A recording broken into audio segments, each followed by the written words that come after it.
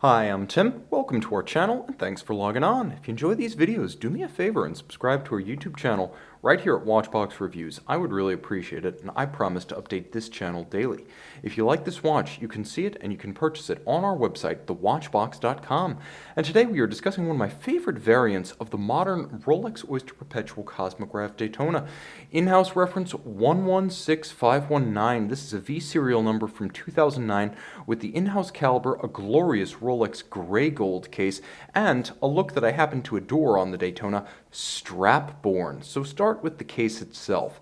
It's 40 millimeters in diameter, minus the crown guards, crown and chronograph pushers. Slim. You can see with a conical bezel, this one slides under a dress cuff. 12.2 millimeters thick, and lug-to-lug, a very manageable 47.5 millimeters. You're not going to want to swap out for any other strap but a Rolex, but should you wish to experiment, 20 millimeters is the spacing between the lugs. Now I want to talk about the case for a moment. It's gray gold. So is the bezel, so is the clasp. This is a white gold 18 karat alloy that Rolex makes itself. It never needs to be rhodium plated. So if you've heard about rhodium plated white gold that's milky yellow underneath, this is not that. Scratch it and there's just more white metal underneath. It never needs to be plated. Now, jumping into the strap and clasp combination, you can see this is the older Daytona Clasp design. It has 5 separate anchoring points for the strap itself, so you can move that in and out in size properly. You can also close it and lock it because it features a Rolex clamshell, and you will note that Rolex molds that clamshell so it's flush both laterally and across the top. Nicely executed. One of the hallmarks of a premium Rolex, the straight through polish atop the clasp. It's a solid piece, and as you can see, it's also of Rolex 18 karat gray gold. The case of the Daytona has always been more elegant than the other sports watches. It's not a GMT, it's not a Sea Dweller, it's not a Submariner or an Explorer 2, and thank goodness for that, because the case lines themselves have more in common with the more elegant date-8s and Datejusts than the blocky supercase Rolex sports watches. So there's a taper, there's a compound curvature, there's a little bit of a rounded flank, and light does beautiful things across the surface of this case. Some things are better left untouched. Let's hope the supercase never afflicts the Daytona.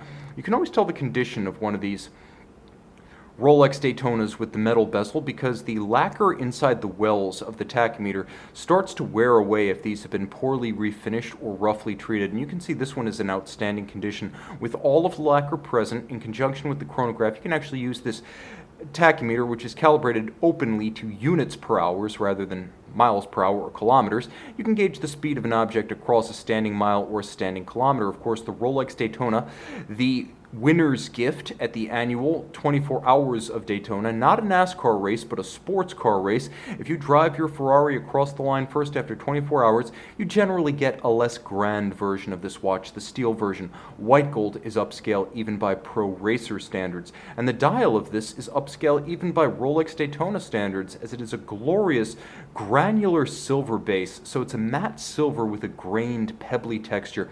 Sunken sub-registers with polished chapter rings, each one featuring a little bit of a concentric circular guilloche inboard with a tricolor, black, white, and red, the classic sporting tritone, and then all applique white gold Arabic numerals, white gold Rolex crown, white gold hands. This watch is sensational at night, and it looks just as attractive by day, the radial Arabic numerals being an uncommon look for the Daytona. Screw down crown, and you will note it's a Rolex trip lock, not a twin lock crown, so this watch probably conservatively rated at 100 meters water resistant.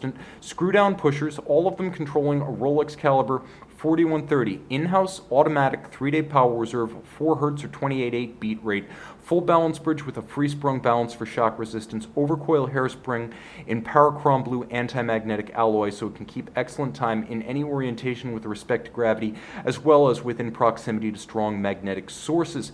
Vertical clutch and column wheel tandem.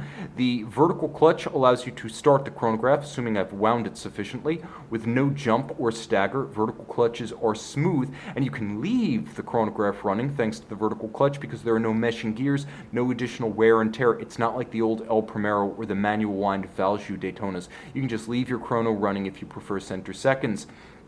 The timepiece, 44 jewels and a COSC certified Swiss chronometer, very precise. If you pull the crown out to set the watch, you do stop the balance, it does have hacking seconds. You can see this sophisticated and upscale winner's gift, the Daytona 24 fan favorite Rolex Cosmograph on the watch box. We're back with the Rolex Cosmograph Daytona by night. Even if you're not an IMSA driver by day, you can take this one home. Land in the winner's circle on thewatchbox.com.